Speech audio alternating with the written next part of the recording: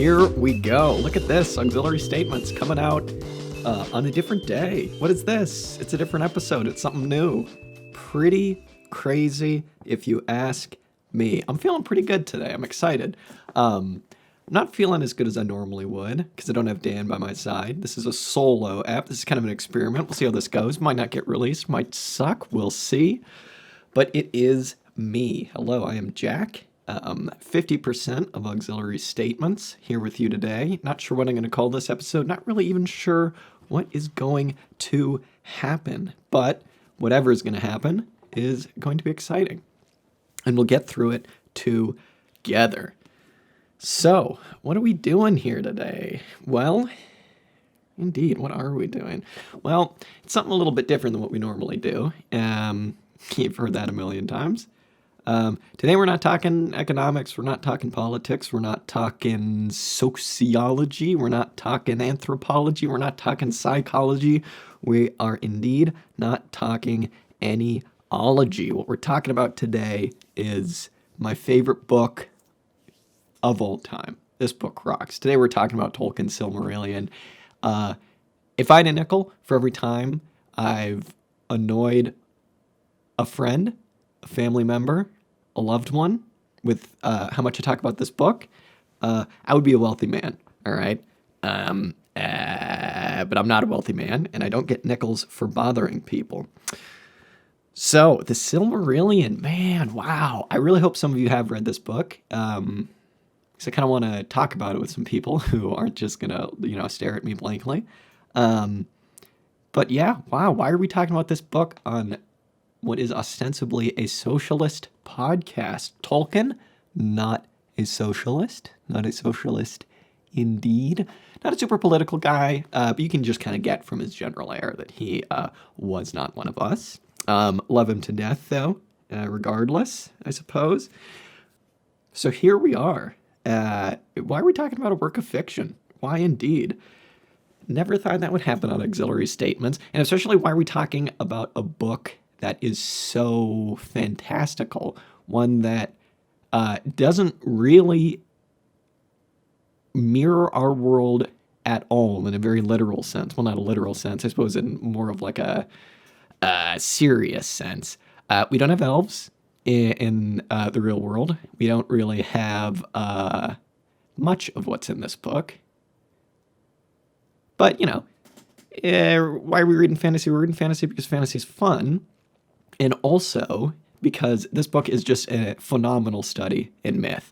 And if you bear with me here for a second, then I think we'll get to why I wanted to talk about this book on the podcast, right? So what is the Silmarillion? I think a lot of people, myself included, let's say you've just read the Lord of the Rings trilogy, right? The 3 books, right? Fellowship of the Ring, fucking Two Towers, Return of the King. Probably read The Hobbit too. Those are phenomenal books, right? Some of the best books ever written. Hobbit's one of the best adventure books of all time. When I read it when I was a kid, I was like, oh my God, this is the best book of all time. Lord of the Rings trilogy, a bit more mature, and also awesome, but none of those books really come close to being what the Silmarillion is to me. So what is the Silmarillion? Well, I think a lot of people think that it's just a really boring, lore to give you background on the Lord of the Rings world, right? So this is just something that, nerds read to be like, actually, the Valar that you're discussing is actually Manwë, and Manwë is less powerful than Melkor. And that's one reason to read it, and that's kind of what it is a little bit, but it's a mythology, right? It's the creation story of Tolkien's universe. It's the background on Tolkien's universe. It's how everything works. And it's a collection of, and I'm not saying this to be over the top, it's a collection of some of the greatest stories ever told, for real. This book is structured differently to any other book you might have read. Just by virtue of it being a mythology, being a cosmogony, which that just means the creation story of the universe. It's split into 5 parts, okay? So first up, you got the Ainulindalë, okay? That's what we're going to be talking about today. That's the actual creation story how something came out of the void. It's very short. It's only like 7 pages, but it's like, how did we get something from nothing? It's ostensibly answers that question. Then you got the Vala Quinta. That's the second part. That one's also quite short. All that is kind of just like, however I phrase this is going to piss off some Tolkien nerds. So I'll just say it's kind of like it explains who the gods are in this world, right? And they're not really gods. They're not really omnipotent. They can't create things really, but they're kind of like gods. We can think of them like that, at least for the purposes of this read through. Then you got the third part, which is by far the biggest part. That's the Quinta Silmarillion. That's basically what takes up the entire book. And that's just a collection of stories from the First Age and before.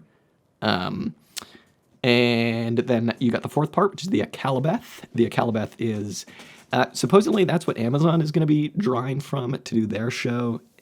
Yeah, I got a lot of thoughts on their show. We'll talk about that later. It's basically the story of the Second Age, which is just a period of time before the actual like Lord of the Rings trilogy takes place. And then finally, you got the fifth chapter, which is kind of short.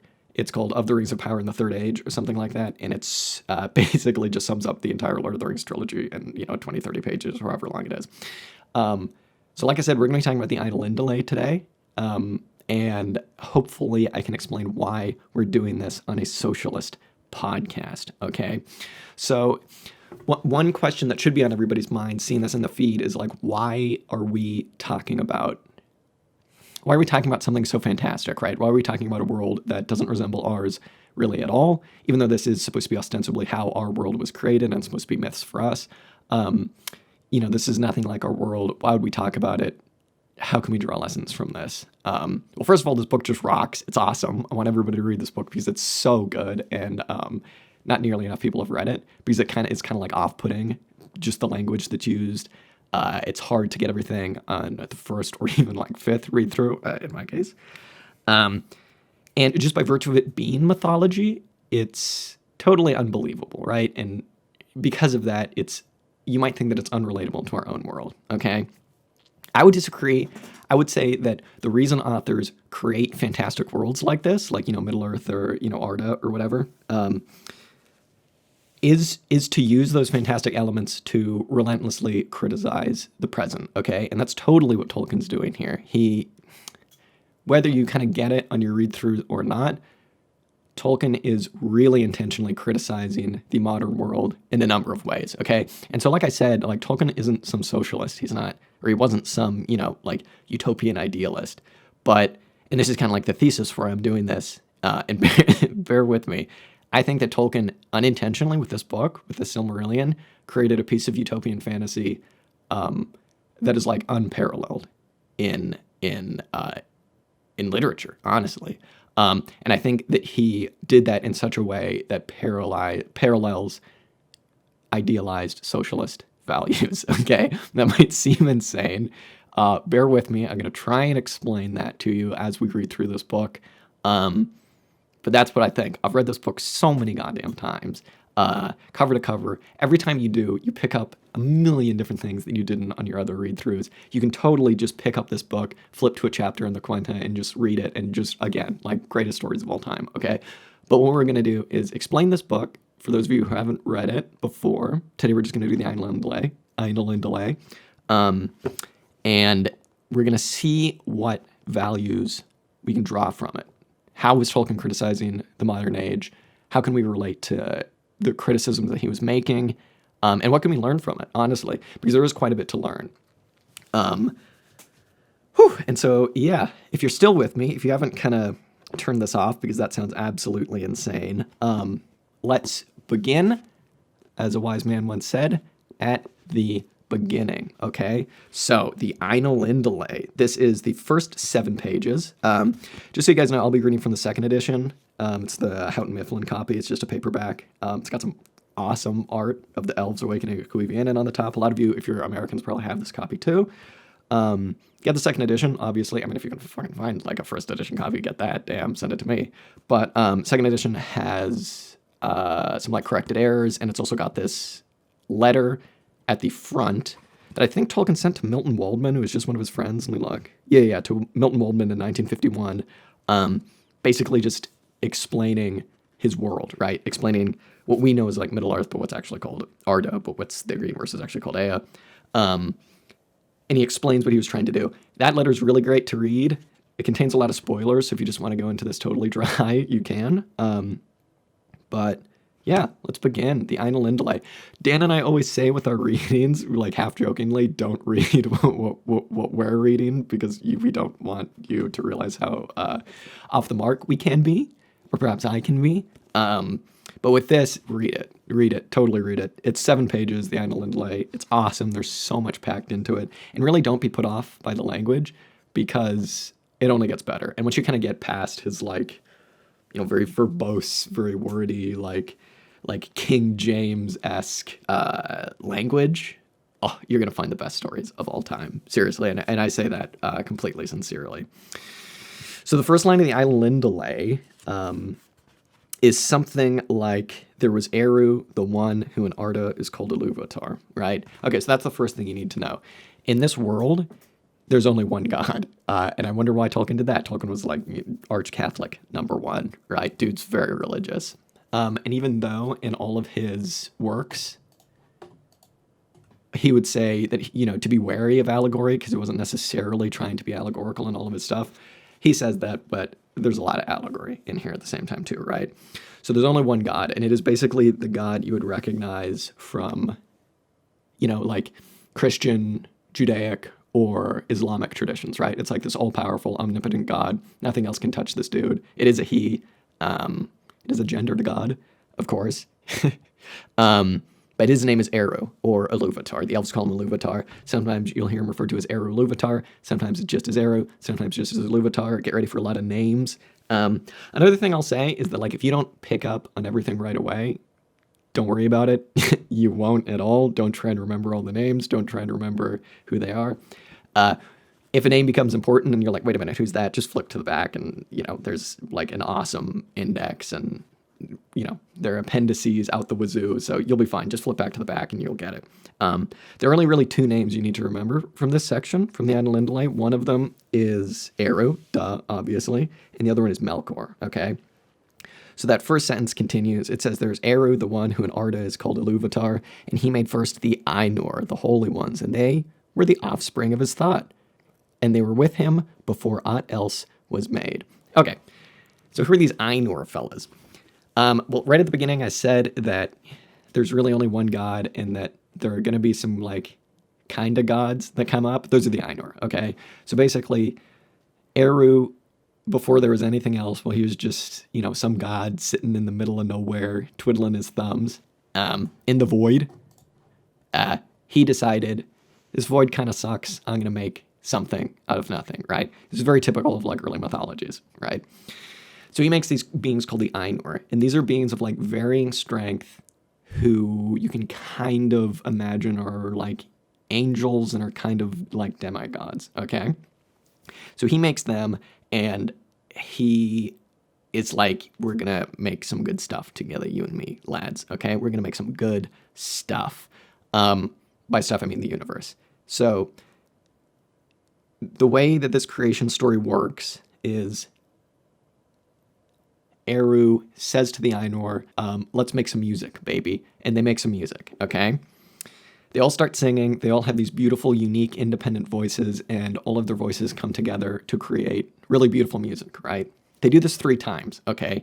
The reason they have to do it 3 times and not just once is because one of the Ainur, and this is the other name you need to remember, is a dude named Melkor. Melkor sucks. He represents everything that's bad. There are 4 characteristics that he has that we'll get to that are just like the world's worst characteristics. And these are characteristics that Tolkien sees as the worst things that you can be, okay? We'll get to them, but keep an eye on Melkor's character because he is the main thing that Tolkien is using, the main character to criticize the present day, right? When Tolkien was writing this kind of throughout his life, ending in the 70s, okay? So Melkor starts to think, yeah, this music's pretty good that we're all singing in this big empty void, but what if I made it a little bit better? The way I'm going to make it better is by being louder and really discordant and doing my own thing above everybody else's voice, okay? And when he does this, he kind of ruins the music, okay? And this is kind of Tolkien talking about free will a little bit. You'll hear Tolkien kind of criticized as saying like, oh, because he was such a Catholic, he just doesn't believe that like we have free will. And like, as soon as this one dude, Melkor, tries to do one thing on his own, he gets punished for it. That's not really what's going on. The reason that Melkor gets punished by Eru like stops the music and was like, Melkor, stop that. Okay, let's do it again. Let's try it again. And they try and sing. And Melkor does his thing again. And he's like, Melkor, really? Stop it. And they do it again the third time. And Melkor ruins it again, blah, blah, blah. The reason that Melkor gets punished and kind of gets like scolded by Eru isn't because he's exercising his own free will. It's because his uniqueness and his free will is being used to disrupt the beauty that everybody else has created, okay? So it isn't that he's just acted on his own, and acting on your own is a bad thing. All the other Valar are acting on their own. It's just that they're coming together to create this kind of like emergent music, right? There's like emergence going on. The music that they create together is better, or at least something greater than the sum of all of their voices, right? So it's like they're creating something so beautiful and so insane that they'd never be able to do it on their own. And they're doing this through cooperation, right? So as soon as Melkor comes along and is like, well, I want to be more unique than everybody, and ruins the music, that's what Tolkien's criticizing. He's not criticizing free will, okay? So eventually, just to kind of skim over some stuff, Eru gets so upset that he's just like, okay, I was trying to get you guys to sing the universe into being, but since Melkor is, kind of being a jerk, I'm just going to show you what I wanted you to do. And he propounds to them like this big vision of the universe, right, and of Earth. And in this vision, we see why he wants to create a world, a habitable world, and indeed the entire universe. And it's because he wants to create a habitat for what Tolkien calls the children of Ilúvatar, okay? The children of Ilúvatar, that's a really easy concept, even though it kind of gets like tossed around in a very confusing way sometimes. All it is elves and humans, okay? The purpose of the universe then is for Eru to make somewhere for his little, humans who will eventually come into being, and elves to live, because he loves them so much. And, he has this great idea for a great being, and they're humans, and they look like this, and they're elves, and they look like this. They got little pointy ears or whatever. That's the purpose of the universe, is a habitat, basically, for what he calls his kids, okay? All of the Ainur are, really on board with this. They all think it's really cool. Except for Melkor, of course. Melkor is such a jerk. He's like, well, that's not cool. I'm going to do something cooler than that. And here we see the first inkling at one of those sins that I was talking about before that Melkor has, that Tolkien uses to criticize the present. Okay. The first one's obviously pride, right? I mean, this is a proud dude. He's thinks he's better than everybody else. He's not just happy with what they create. He's not just happy with who he is. He wants to get better, to kind of stick it to other people, right? Arrogance. That's bad. Tolkien hates that. He's also very impatient. He sings kind of, he's just like, come on, yeah, let's just get to my part, whatever. I just want it to be all about me. He's always isolating himself. He's never with the other children. He always just kind of wants to, do his own thing. And most importantly, he wants to dominate other beings, okay? So as soon as he sees what Eru's plans were for the universe to create, a little habitat for humans and for elves, he goes, oh, you know what? No way. I want to control these people. I don't want them to have free will. I want, as soon as these children come around, these humans, these elves, I want to control them, okay? So those are the 4 qualities that Melkor has that Tolkien sees as the worst qualities you can have, okay? Pride, domination, impatience, and isolation, okay? We'll come back to that at the end. Let me just finish summarizing what happens in this chapter. To basically make a long story short, the Ainur are all super excited about this. They're like, damn, I can't wait to create this habitat and to help out and to see these little children of Ilúvatar whenever they come into existence. I can't wait to make a beautiful little world for them, right? So they get to work making the perfect world. Earth in this is called Arda. That's our world. It's supposed to be the same thing, because remember, this is a mythology for our existence. And Melkor kind of immediately, as soon as they get to work, gets to work ruining what they've made, right? Or what they're making, which is pretty lame. But it leads to a really important passage, which I'm going to kind of quote at length here, right? One of the other ones of these powerful Ainur is a guy named Ulmo, who you can kind of think as being a rough Poseidon equivalent, right? A lot of these Ainur have rough equivalencies in other mythology. So Ulmo's all about the ocean. He's all about water. He loves all the water on the earth, and that's kind of his domain. And there's the other one who's the second most powerful after Melkor. That's Manwë, baby. He's the king of all these fellas. And he's kind of, you can kind of think of him like Zeus. Okay, I can hear all of the Tolkien nerds getting mad at me for that now. For your first read through, it's good to make equivalencies for these people, especially in Greek mythology, because at least for me, it made it a lot easier to just, that's what they're like. That's who they are, okay? So it's kind of like Zeus and Ulmo. Melkor's thing is fire. That's kind of his element. He's the most powerful of all of these Ainur, but he's also the most destructive, obviously. So that's all the background that you kind of need for this passage, right? This is while the Ainur are creating the world. Ulmo's going around making all the water. What's his name? Manwë is doing all the clouds and stuff in the air or whatever. And Ulmo's getting really upset because Melkor is like melting all of his water with his fire, right? So Ulmo goes to Eru and he's like, bro, can you do something about Melkor? Melkor kind of sucks. Anyway, Tolkien says, so Ilúvatar spoke to Ulmo and said, seest thou not how here in this little realm of the deeps of time Melkor hath made war upon thy province?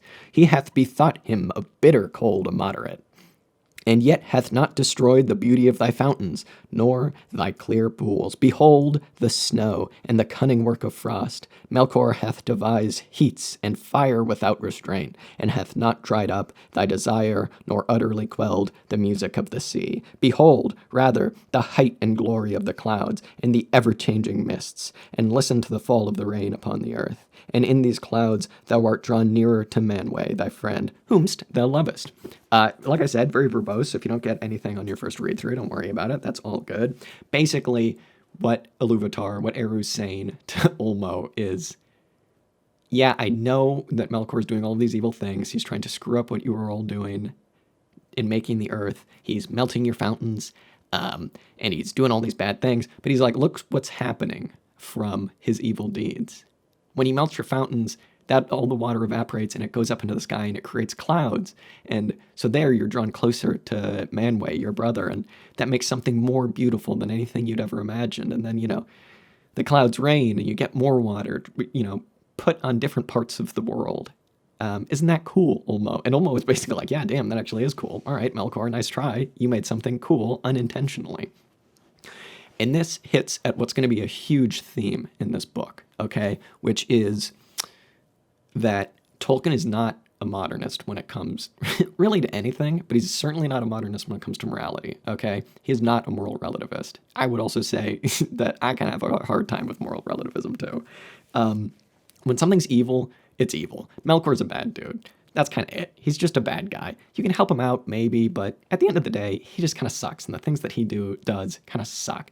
There are other characters throughout this book who are the opposite of that. They're good, and they're just pure, and they're just good things, right? It gets more complicated when we come to humans because they have like this desire to kind of like dominate and do bad things, which mirrors one of Melkor's great sins, right? Which is kind of like dominion and wanting to like master other things. But it's very rare that Tolkien will admit that there was some good in an evil act, okay? And he's doing this here, in my opinion, to kind of like test the reader, because in one of the passages in the future, there's a really great point where another one of these Ainur, a guy named Mandos or Namo, says that even though something good can come of an evil act, the original act remains evil, okay? So even though Melkor created some beauty in the world in his acts of like trying to destroy everything that, the Ainur had created, it doesn't really matter because he still did something evil. You can't kind of like go around and slap him on the back and be like, yeah, yo, Melkor, no worries, dude. I'm not gonna like hassle you too hard because at the end of the day, like even though you tried to do something evil, it was pretty cool anyways. That doesn't really fly in this world, okay? And even though Ulmo goes away and he's like, oh, that was cool. Melkor, no worries, dude. You're kind of left with this bad taste in your mouth about Melkor, okay? Because the Ainulindalë ends with Tolkien saying that there's this huge war basically between all of the Ainur and like basically just Melkor, right? That's not exactly true, but the war, it begins because Melkor is trying to screw everything up and the Ainur get so sick of it that they go to war with him, right? And in this war, so much of the world gets destroyed that Tolkien says that there isn't a single piece of the world that we live in now that hasn't in some way been corrupted, okay? So there's nothing that's perfectly pure, okay? So even though Melkor, in his, like, you know, toddler-esque, how can I say this, actions, has created some good things, like clouds, you know, and like rain, I guess, he still has done something totally evil, okay? And so that's where it ends. It ends with, with basically the Ainur going to create this world for the children of Ilúvatar, for us and for elves, but Melkor screwing it all up. And that's the creation story. So to sum it all up, Eru, the one god, the only real god, creates a bunch of like lesser beings to create a world for us, okay? And they go about it in a very like haphazard way, and nothing gets done really well. But it's important to note too, and this again speaks to Tolkien's Catholicism, that even though there is like nothing that has been uncorrupted, there's nothing uncorrupted in the world, everything that happened, including all of the horrible things that Melkor has done and will do, and he'll do some pretty insanely evil stuff in this book, it's all part of Eru's plan, okay? Which is interesting, and I mean, it's obviously like a very religious take. It's like, everything you do is part of God's plan, baby. It's all God's plan. Don't worry about it. You know, your dog died in a car crash or something. It's God's plan, baby. Don't worry about it. Even though it's kind of silly on that level, it does speak to this idea of morality that I don't think is a very modern one, obviously, because he's talking about religion, but you'll see what I mean in kind of like further parts of this book. This comes back again and again. Every now and then, Eru has to kind of like right some wrongs that happen on Earth, but for the most part, he just kind of lets it go and is like, oh yeah, this is what I wanted, right?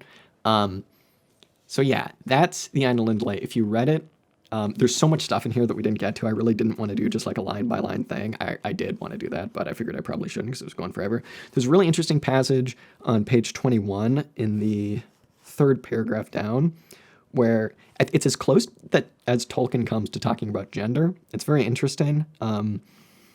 He's talking about what the Valar, who are like the most powerful of the Ainur, look like, right? And he says that they can look like whatever they want. They are kind of just like, you know, whatever. But they give themselves raiments to look like the children of Ilúvatar, which is basically to look like us, right? Because they're so in awe of like of humans and of elves in the vision that they saw, that they figure out, if we're going to make a world to look like that, we might as well take that raiment for ourselves. Tolkien says something like, when they desire to clothe themselves, the Valar take upon them forms as of some male and as some female. For that difference of temper they even had from the beginning, which, okay, whatever, that's not very progressive. But then he says, and it is but bodied forth in the choice of each, not made by the choice. Even as with us, male and female may be shown by the raiment, but is not made thereby. I've kind of gone over that passage a million times, and I still have no idea really what he's talking about. Because originally when I read it, I was like, damn, Tolkien's talking about like, you know, like transgenderism, and he's talking all about, you know, like the kind of like construct of gender. But yeah, I don't think that's really what he's talking about. I don't know. I only bring it up because it's one of the passages that's just kind of puzzled me. I love that bit. Even as with us, male and female may be shown by the raiment, but is not made thereby. I don't know what that means. Let me know what it means if you figured it out. It's awesome, though. There are a million other passages like that in here. We'll be referencing this back if we do another episode a million times. But yeah, okay. So now that we've kind of explained the structure and the narrative of the Ainulindalë, okay, now let's get back to talking about like why we're talking about this on a socialist podcast, okay? Let's begin with the enormous question of what is socialism, right? So in as broad terms as possible, and this isn't a very scientific way of explaining it, this isn't a very concrete way of understanding it, but the end goal, right, is a society where we all have mastery over our own lives, right? It's one where we can do what we want, it's one where we can contribute what we want, and it's one where we can create a society that we want, okay? It's not one where we're our lives are determined by like market factors, right? Or by the wage form or anything like that, okay? It's one where we decide who we want to be and what we want to do, okay? That's kind of like a very broad general way of understanding what it could be, right? What socialism is. And the main thing, to me at least, that Tolkien is criticizing in the Silmarillion about the modern age, but he specifically does this in this chapter, in this part, the Ainulindalë, is that he's reacting kind of against the atomization of our world, okay, right? It's one where you got to do what you got to do, okay, and you got to get ahead and, you know, market, baby, and now I got to work, I got to go do this, my life is defined by my wage, blah, blah, blah, blah, blah. To Tolkien, I think he would agree with the socialist that those are qualities in a society that don't make a great one, okay? Whether it's just because we go to work and we come home and we eat and then we have to go to bed because we got to work the next day and we don't ever get to take time off and it's all this stuff and our lives are determined by economic forces that are just way outside of our reach, right? That leads to a real lack of, I don't want to sound like a hippie, but like a lack of like understanding and a lack of communication and of fulfillment among people, right? So to Tolkien, the main thing that Melkor is doing wrong, like I said, it isn't that he has free will. It's that he's ruining things for other people, okay?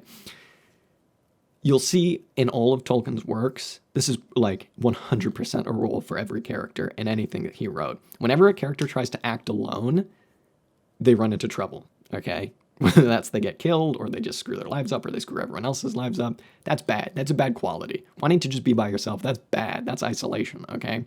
But whenever characters act in harmony with each other, as the Ainur did here, or as the Fellowship does in the trilogy, etc., good things happen, okay? So individualism is something that modernists, I think, kind of blow out of proportion. It's not great. Individualism kind of sucks, okay? And at least the individualism that we have in our age, okay? And Tolkien understood that. Tolkien understood that individualism leads to isolation. It leads to this kind of like Ayn Randian view of the world where you just got to do what you got to do, man. What was her whole thing? It was I don't know, something stupid. Oh yeah. It was that altruism is a vice, okay? That is not what Tolkien would think. Tolkien is all about altruism. Even though this is a dude who is like a middle-class Tory through and through, so much of the trilogy, The Hobbit, 100%, there's like no women in The Hobbit at all. So much of these books are just about like, basically like white men doing good things. In the Silmarillion, he kind of bucks that a little bit. I'm not saying a lot, but if you had to kind of like make a list of the most important characters in this book, a good amount of them, if not most of them, would be the women characters, right? So at least he's kind of got that going for him. So even though this is like a middle-class Tory who's super behind on like gender politics, views of society, things like that, he does understand that these problems, these, you know, Ayn Randian views of individualism, this trend of atomization in our current age, he does understand that those are bad things, okay? Now, even though he looks to the past to find answers to this, he kind of looks to like an imagined, like idealized feudal society as like, oh, when we were better, just the good old days, right? Whereas someone like Ursula Le Guin would probably like look to the future, like in something like Dispossessed, she creates a piece of like futuristic utopian art, I guess, book, whatever, where she is like, but here's how things could be. They've never been like this, but here's how they could be. Tolkien's doing the opposite. Tolkien's looking to the past for answers to, you know, why does this world suck so much, okay? And in doing so, he's really critiquing modernism in a way that rocks, quite frankly, because I'm not going to speak for Dan, but like, this is not a very, at least I'm, like I said before, not really a moral relativist in a lot of ways. I mean, like if something's evil, I think just by virtue of you being a conscious person, you can make a couple of value judgments and decide that there are some things that are just evil. Okay, right? Bad's bad. Good's good. Call me crazy. But you'll see Tolkien throughout this critiquing modernism in a way that is not intentionally socialist, but hopefully hopefully I'll be able to prove that quite a bit of it can be read as such, okay? So if I do this again, we're going to be getting into the second part, which is the Valaquenta, which rocks. It's so cool.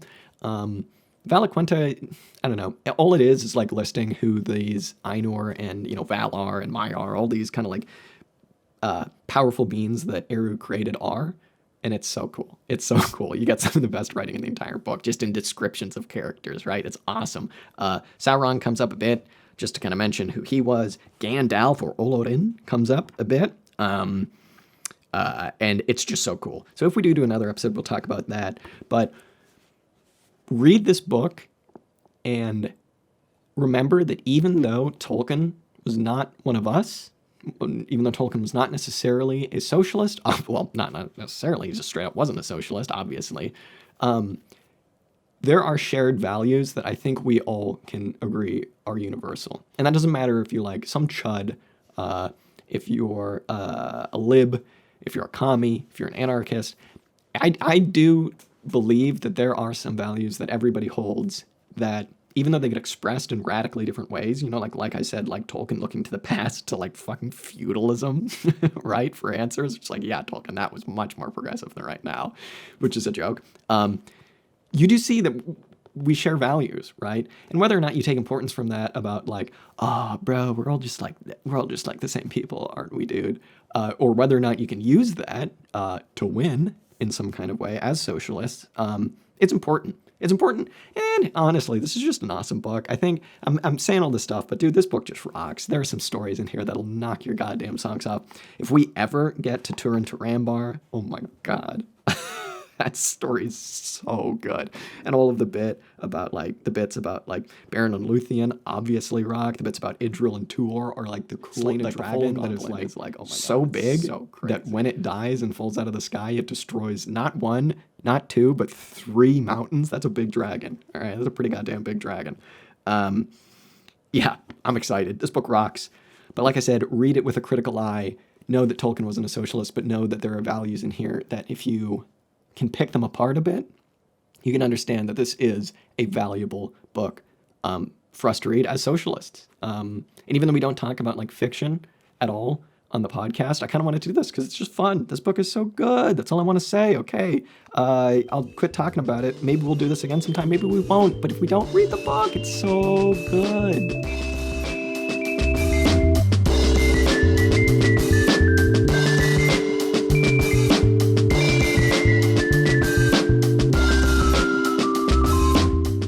Also, crap, I forgot to say, this song that you're hearing right now, the one that you heard at the beginning, oh, isn't this a good one? This is from the same demo collection, actually, as for the normal intro for the normal show. This is King Gizzard and the Lizard Wizard. The song is called Music to Eat Bananas To. Go to their Bandcamp, kinggizzard.bandcamp.com. Check it out, buy it, buy this whole album, get really into them, buy all their other albums. They have a lot of albums, so you're gonna have to save up, but man, is it worth it? They're all so good.